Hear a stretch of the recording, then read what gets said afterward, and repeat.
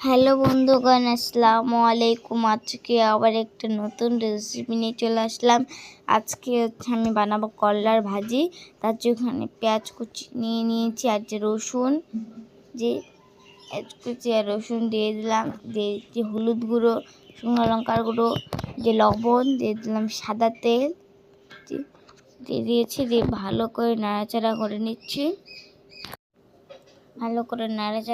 নিচ্ছি।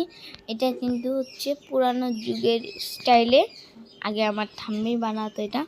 এই যে এবার এর মধ্যে দিয়ে দিলাম জল দিয়ে ঢাকনা দিয়ে দেবো সিদ্ধ হওয়ার জন্য। যে ঢাকনাটা দিয়ে দিলাম, সিদ্ধ হয়ে গেছে। এবার ভালো করে নাড়াচাড়া করে নিচ্ছি, ভালো করে ভেজে নেব। দেখছিলাম সিদ্ধ হয়েছে কিনা, সিদ্ধ হয়ে গেছে। যেবার উলিয়ে নিব ভালো করে। হয়ে গেছে, এবার কড়াইয়ের মধ্যেই ভেজে নেব।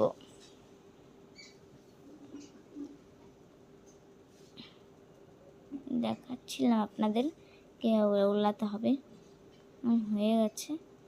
যে ক্যামেরাটা দৌড়েছিল, ক্যামেরাটা এই যে হাতটা হিলছিল, তার জন্য ক্যামেরাটা এইদিকে ওদিকে দেখা যাচ্ছিল। ভাজতে দিব, হয়ে গেল। ভাজার সময় কিন্তু আঁচটা লো রাখতে হবে। এই রান্নাটা কিন্তু হচ্ছে লোতে করতে হবে। কড়াইয়ের মধ্যে দিয়ে দিয়েছি, ভালো করে নিয়ে উঠিয়ে নেব। এই দেখলেন কি হলো, ক্যামেরাটা মনে হচ্ছে মোবাইলটা হাত থেকে পড়ে গেল। এমনি হচ্ছে মাকে দেখা যাচ্ছিল, দেখা যায়নি অতটা, কিন্তু মোবাইলটা পড়ে গেছিল। এখন হয়ে গেছে ভাজা।